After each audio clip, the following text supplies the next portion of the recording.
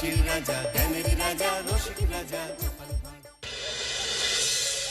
আমি সব ভেঙে ফেলবো, ভেঙে ফেলবো। অনেক হয়েছে, আর সহ্য হচ্ছে না। আমি সব ভেঙে ফেলবো, ভেঙে ফেলবো। মানে ও গিন্নি, গিন্নি, গিন্নি গো, একটু শান্ত হ, একটু কথাটা শোনো। না না, আমি আর কিচ্ছু শুনবো না। এক সপ্তাহ সময় দিচ্ছি, তার মধ্যে মহারানীর মতো ওই সীতাহার আমার চাই চাই চাই। কিন্তু গিন্নি, ওটার যে অনেক দাম।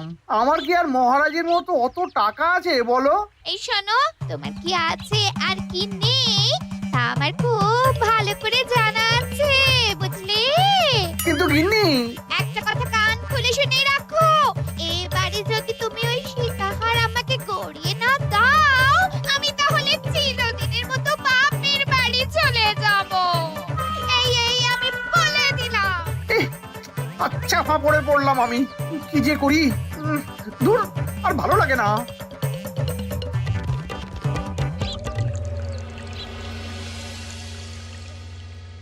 আজকে তোমাদের সকলের কাছে আমার একটা প্রশ্ন আছে। বলুন মহারাজ। আচ্ছা, ধরো তোমরা যদি এ রাজ্যের লোক না হতে, অন্য কোনো রাজ্যের হতে, তাহলে তোমাদের কাছে কৃষ্ণনগর কেমন মনে হতো? মহারাজ, এক কথায় বলতে গেলে সমৃদ্ধ শক্তিশালী রাজ্য। বেশ, তা হঠাৎ এমন প্রশ্ন মহারাজ? আসলে বেশ কিছুদিন ধরেই আমি একটা কথা ভাবছিলাম। ঈশ্বরের দয়ায় আমাদের সবই আছে, তবু রাজ্যকে আরো শক্তিশালী ও অন্যান্য রাজ্যের সাথে সুসম্পর্ক বজায় রাখা একটা রাজধর্মে পড়ে। ঠিক বলেছে। ঠিক বলেছেন। বলি, তুমি কি এসব কথা কখনো ভাবো মন্ত্রী? হ্যাঁ, মানে আগে রোজ না, কিন্তু কখনো সখনো বোধহয় ভেবেছিলাম। কবে শুনি? ওই তো কিছুদিন আগে, ওই সেদিন। এটা ঠিক কোন সেদিনের কথা বলছেন মন্ত্রী মশাই? যেদিন আকাশে ওই দুটো সূর্য উঠেছিল? তোমাকে সবকিছুতে ফোড়ন কাটতেই হবে না গোপাল? হ্যাঁ, কি আর করি বলুন, আপনার কষ্ট যে আর সহ্য হয় না। যাই হোক, মুদ্রা কথা হলো, এসব কথা মাথায় রেখে এখন আমাদের কিছু করা উচিত। কিন্তু কি করা উচিত সেটা আমি ঠিক বুঝতে পারছি না। এই একটা করে রসগোল্লা খাওয়ালে কেমন হয়? এই, তুমি থামবে? মহারাজ, আমার কাছে একটা উপায় আছে। 10 দিনের একটা মিলন মেলার আয়োজন করলে কেমন হয়? খুব বাজে হবে। একটা মেলা কত ঝামেলার কাজ সেটা বোঝো? একেই কত খরচ, তার উপর আবার অনেক লোক। মোটেই না, এটা তো দারুণ বুদ্ধি দিয়েছো গোপাল। এমন কিছুই তো চাইছিলাম। দূর, আর সবকিছুই আমার বিপক্ষে মনে হয়। দিনটাই খারাপ, আমি বরং চুপই থাকি। তাহলে সবাই শোনো, 1 সপ্তাহ পর কৃষ্ণনগর এক বিরাট বড় মিলন মেলার আয়োজন করছে, আর তার জন্য লোকজনকে নিমন্ত্রণ করার কাজ দেখবে গোপাল। যথাজ্ঞা মহারাজ। আর মন্ত্রী, ভালো করে শুনে রাখো, মেলা প্রাঙ্গণ সাজানো, ঠিকঠাক নিরাপত্তা, এসব তোমার দায়িত্ব। আচ্ছা, কিন্তু বলছিলাম যে সবকিছু ভালো করে করতে গেলে খরচও তো। ওসব নিয়ে তোমাকে চিন্তা করতে হবে না। যত খরচই হোক আমাকে বলো, আমি দেব। আরে বাস, তো দারুণ ব্যাপার। এই ফাঁকে যদি কিছু আমারও লাভ হয়ে যায়, তাহলে গিন্নির গলার হারটার কিছু একটা করতে পারবো। বেশ, তাহলে প্রত্যেকে নিজেদের কাজ শুরু করে দাও।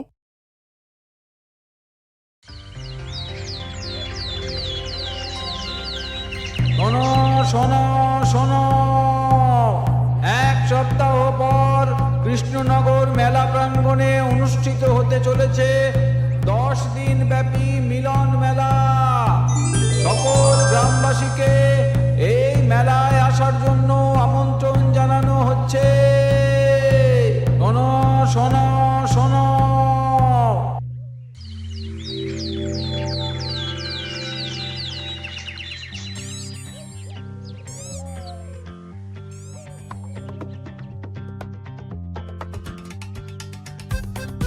বাহ বাহ বাহ, ঠিক যেমনটা চেয়েছিলাম তেমনটাই হয়েছে। আর এসব কিছুর জন্য আমি গোপালকে ধন্যবাদ জানাতে চাই।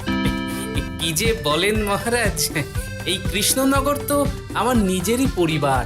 সেসব আমরা খুব ভালো করেই জানি গোপাল। আদিক্ষেতা একেবারে উতলে পড়ছে, এসব দেখে গা জ্বলে যায়। তোমার এই এত ভালো বুদ্ধি দেওয়ার জন্য আমি তোমাকে 50টি স্বর্ণমোহর উপহার দিতে চাই। এটা কি হলো? এরকম হলে কিন্তু আমি খেলবো না। কেন মন্ত্রী, তোমার আবার কি হলো? আমিও তো মেলার আয়োজন করেছি, তাহলে গোপাল একা কেন উপহার পাবে? সে তো মেলার জন্য অনেকেই কাজ করেছে, কিন্তু আসল বুদ্ধিটা তো দিয়েছে গোপালই। মন্ত্রী মশাইয়ের বোধহয় খুব হিংসা হচ্ছে। ঠিক আছে মহারাজ, আপনি বরং এই উপহার সকলের সাথে ভাগ করে দিন। না গো, কোনো ভাগ চাই না, তোমার উপহার তুমিই রাখো। যত সব।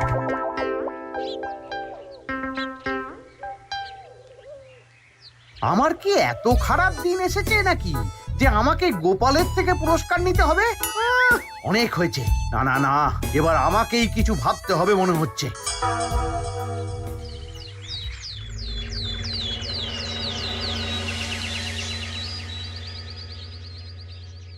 আমার আমার সব শেষ হয়ে গেল গো, সব শেষ হয়ে গেল। এবার এবার আমার কি হবে? মহারাজ, মহারাজ কিছু একটা করুন, মহারাজ কিছু একটা করুন। চিন্তা করো না, আমি দেখছি, যারা দোষী তারা শাস্তি পাবেই। কি শুরু হলো বলো তো হঠাৎ করে? এত বড় বড় চুরি ডাকাতি হয়ে গেল, অথচ কেউ কোনো টেরই পেল না। হ্যাঁ মহারাজ, আসলে রাতের বেলা যখন সবাই ঘুমিয়ে থাকে তখন এই চুরি ডাকাতিগুলো হয়, তাই কেউ কোনো শব্দ পায় না।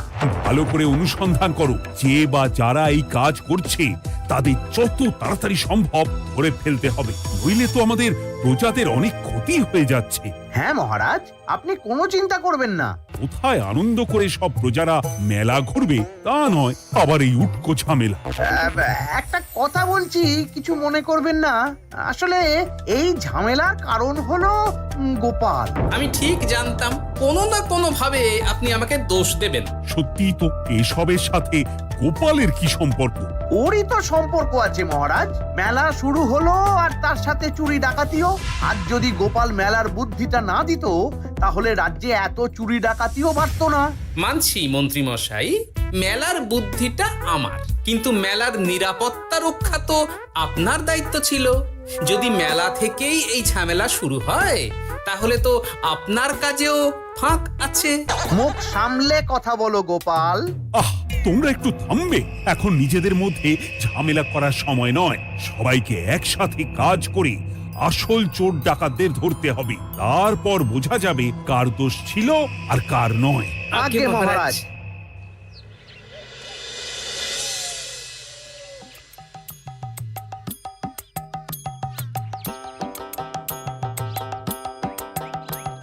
এই তো তুমি এসে গেছো। তাড়াতাড়ি মুখ হাত ধুয়ে বসো, তোমার জন্য একটা জিনিস এনেছি। বলো কি জিনিস? আরে আরে একটু অপেক্ষা করোই না, আমি আনছি। হ্যাঁ বেশ, আনো তাহলে। এই নাও, খাও। মিষ্টি দই। হ্যাঁ গো, খেয়ে দেখো তো কেমন। দারুণ সুন্দর স্বাদ তো গিন্নি। কোথা থেকে এনেছো? ভালো, মেলা থেকে এনেছি। ও জানো, বিনা পয়সায় গো। বিনা পয়সায়? তা কে দিল শুনি? আরে সুজন দইওয়ালা, বড় ভালো ছেলে। শুধু আজ নয়, ও রোজই মানুষকে ভালোবেসে না বিনা পয়সায় দই খাওয়ায়। হ্যাঁ বাবা, বেশ অবাক করা কাণ্ড। আসলে সুজনের দেশের বাড়িতে অনেক জমি জমা, গরু মোষ আছে। ও তাই বলে ওর টাকা পয়সার নাকি কোনো দরকার নেই, তাই ও বিনা পয়সায় খাওয়ায়। হ্যাঁ বুঝলাম। বাবা, খুব ঘুম পাচ্ছে এখন। ও গিন্নি, শোনো না, আমি বরং একটা ঘুম দিই এখন, বুঝলে? তুমি বরং বিকেলে আমায় একটু ডেকে দিও, ওর কাজ আছে। আচ্ছা বেশ। তোমাদের জন্য সেটাই ভালো, কারণ এমনিতেই মহারাজ চোর ডাকাত ধরার জন্য প্রহরীর ব্যবস্থা করছে পুরো রাজ্যে। না না না, সে নিয়ে আপনি চিন্তা করবেন না।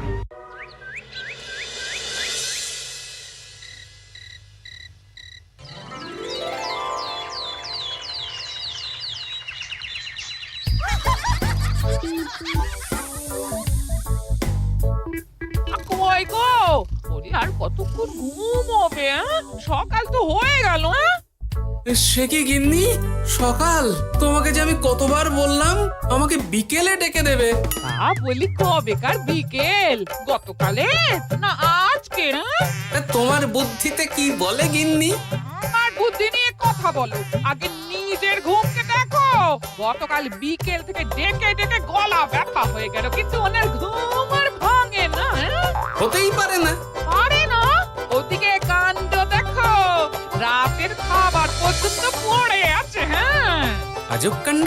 যাই হোক, অনেক দেরি হয়ে গেছে বুঝলে, আমাকে এক্ষুনি রাজসভার জন্য বেরোতে হবে।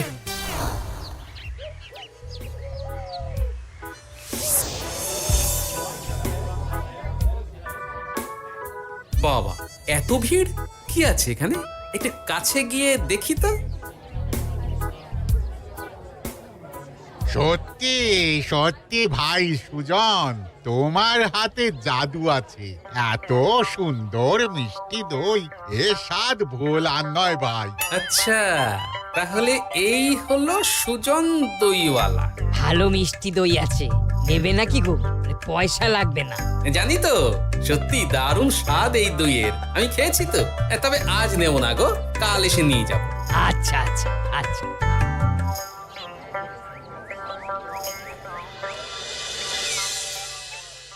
আর কোনো নতুন খবর পেলে ওই ডাকাতদের ব্যাপারে?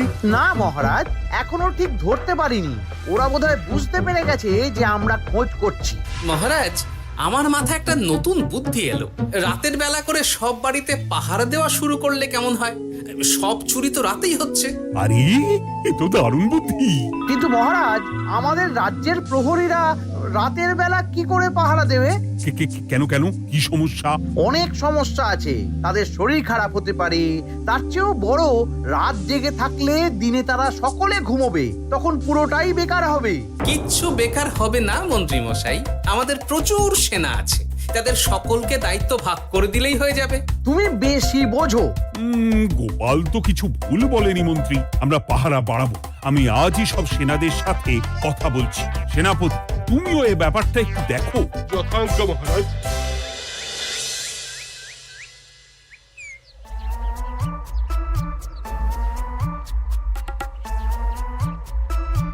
চোর ডাকাতদের ধরার জন্য যদি একটা সূত্রের হদিশ পাওয়া যায় তাহলেই কেল্লা ফতে, কিন্তু সেটাই পাওয়া যাচ্ছে না বলেই এত সময় লাগছে।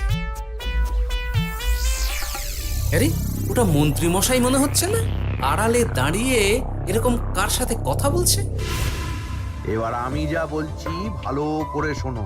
আজ রাতে মেলার পিছনের দিকে যে মাঠটা আছে সেখানে চলে এসো। বাকি কথা ওখানেই হবে। এই জায়গা নিরাপদ নয়। বেশ রহস্যজনক ব্যাপার। মেলার পিছনের মাঠ বললো না?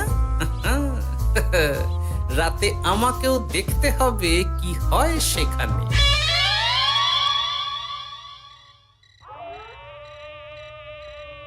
উফ, কি মশা রে বাবা! কখন থেকে দাঁড়িয়ে আছি, মন্ত্রী মশাইয়ের পাত্তা নেই কেন?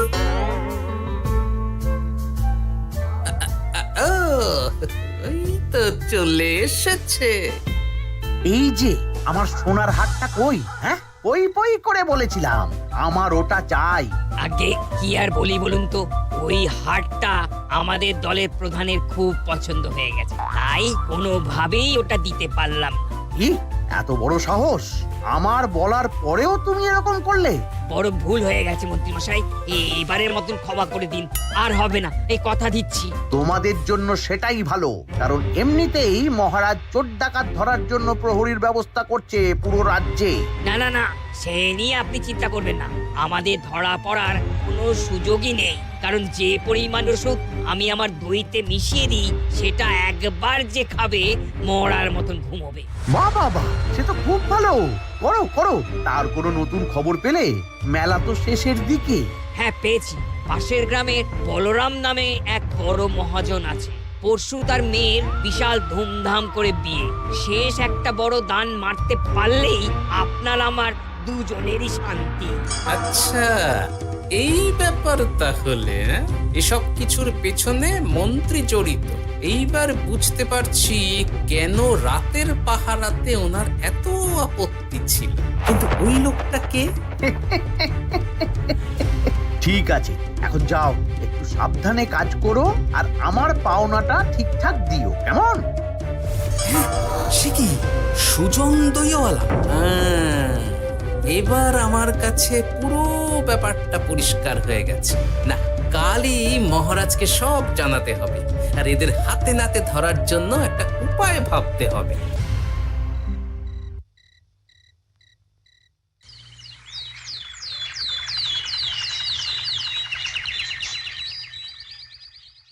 আরে এসো এসো, তোমার জন্যই তো অপেক্ষা করছিলাম। কি এমন জরুরি কথা আছে যে একান্তে দেখা করতে চাইলে? কোন মুখে বলি মহারাজ, সর্ষের মধ্যেই যখন ভূত তখন আর কি। মানে একটু খুলে বলো তো কি হয়েছে? আমাদের রাজ্যের এই এত বড় বড় চুরি ডাকাতির পিছনে কারা আছে সেটা আমি জানতে পেরে গেছি মহারাজ। হ্যাঁ, এ তো দারুণ খবর। তাহলে আমরা এখানে কি করছি? এখনই তাদেরকে গিয়ে বন্দি করি? না মহারাজ, আমাদের হাতে কোনো প্রমাণ নেই, তাই ওইভাবে বন্দি করতে পারবেন না। কেন বলো তো, কারা আছে পেছনে? সেটা আপনি নিজের চোখেই দেখে নেবেন পরে। তবে এটা জানিয়ে রাখি, আমাদের মন্ত্রী মশাইও যুক্ত আছেন। কি? আমাদের মন্ত্রী? এত বড় বিশ্বাসঘাতকতা! আমি এখনই নিজের হাতে ওকে বন্দি করতে চাই। না না না না মহারাজ, সেটা করলে বাকি ডাকাতদের ধরতেই পারবেন না। তাহলে উপায়? আমি জানতে পেরেছি এই ডাকাতদের পরের নিশানা হলো পাশের গ্রামের বলরাম মহাজনের বাড়ি। বলরাম মহাজন? কাল তোর মেয়ের বিয়ে, আমাদেরও তো নিমন্ত্রণ আছে সেখানে। তাহলে তো আরোই সোনায় সোহাগা। শুনুন মহারাজ, আমার মাথায় দারুণ এক বুদ্ধি এসেছে। সে কি? হ্যাঁ, আপনি কোনো চিন্তা করবেন না, আমি শুধু যা বলছি সেটা করুন, বাকিটা আমি সামলে নেব। তবে দেখবেন যেন মন্ত্রী মশাই এসবের কিচ্ছুটি টের না পায়। বেশ বেশ বেশ।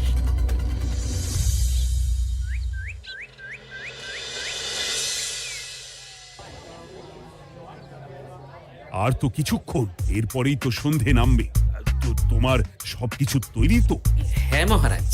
আরে, মহারাজ আর গোপাল কানে কানে এত কি কথা বলছে? আমাকেও জানতে হবে সেটা। ওই যে আসছে মরকটটা, আমার আর ওকে এক মুহূর্ত সহ্য হচ্ছে না। মনে হচ্ছে গুদুম গুদুম করে ওর মাথায় গাঁটটা মারি। শান্ত হন মহারাজ, দয়া করে শান্ত হন আর একটুখানি। তারপর আপনি মন্ত্রী মশাইয়ের সাথে যা ইচ্ছে করবেন। ওর আমি বরং অন্যদিকে যাই। মুখ দেখলেই আমার মাথাটা গরম হয়ে যাচ্ছে। সেই ভালো। কি হলো ব্যাপারটা? যাই হোক, আর তো কিছুক্ষণ, তারপর আমার বিশাল লাভ হবে। বরং ততক্ষণ আমি পেট পুজো করি।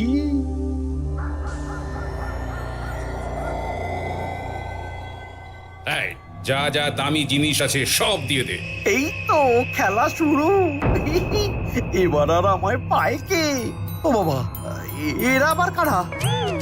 সত্যি গোপাল দারুণ চাল চেলেছে। এই তোমরা এখানে কি করতে এসেছো? কেন, তোমরা যা করতে এসেছো? ডাকাতি? এমন তো কোনো কথা ছিল না। কার দলের লোক তোমরা? মন্ত্রী মশাইয়ের দলের লোক। এই রে, কি বলছে সব? কোথায় কোথায়? এই মন্ত্রী মশাই, এই কি বলছে এরা? আপনি দু নৌকোয় পা দিয়ে চলছে, আমরা থাকতে আপনি আরো এক ডাকাতের দলের লোককে ডেকেছেন। কি মন্ত্রী? শেষে কিনা তুমি? কি খেয়েছে রে, আর বোধহয় বাঁচতে পারবো না। কই, চুপ কেন? বলুন, মন্ত্রী মশাই সোনার হার ডাকাতি করে আপনাকে দেওয়ার জন্য এখানে ডেকেছেন। কি সোনার হার? আমাকেও তো একই কথা বলেছে। আপনি আমাদের থেকে খবর নিয়ে অন্য দলকে কাজ দিয়েছেন। এই না না, মিথ্যে কথা। কিসের মিথ্যে? আপনি ছাড়া তো আর কেউ জানতো না এখানের কথা। না গো, আমি শুধু তোমাদেরকেই কাজ দিয়েছি একদম শুরু থেকে। আর কোনো ডাকাতের দলকে আমি চিনি না, আমি তো নিজেই প্রথম শুনছি। মন্ত্রী, লজ্জা করে না তোমার? তুমি আমার প্রজাদের এইভাবে ঠকাচ্ছিলে। ইয়ে মানে মহারাজ, আমি আসলে অনেক হয়েছে মন্ত্রী মশাই, আপনি ধরা পড়ে গেছেন। প্রহরী, বন্দি করো সবাইকে, আর মন্ত্রীকেও। আমাকে ক্ষমা করে দিন মহারাজ, আমি ইচ্ছা করে এটা করিনি। আসলে আমার গিন্নি কদিন ধরেই মহারানীর সীতাহারের মতো দেখতে হার বায়না করেছে। তার জন্য তুমি নিজেদের লোকেদের থেকেই চুরি করবে? আর কি করব বলুন, এক সপ্তাহের মধ্যে হার না দিলে বাড়ি ছেড়ে চলে যাবে বলেছে। তাই আমি এখন আপনি যেটা করেছেন সেটা যদি আপনার গিন্নি জানতে পারে তাহলেও বাড়ি ছেড়ে চলে যাবে। শাস্তি তো তোমাকে পেতেই হবে মন্ত্রী। আয়, কে আছো? শোনো, মন্ত্রীকে মুখে কালি মাখিয়ে গাধার পিঠে বসিয়ে সারা রাজ্য ঘোরাও, এটাই ওর যোগ্য শাস্তি। আর গোপাল, তোমার বুদ্ধির প্রশংসা করতেই হয়। তোমার পুরস্কার আমি কাল রাজসভায় দেব। দূর দূর, জীবনে বিয়ে করাই ভুল হয়েছে আমার।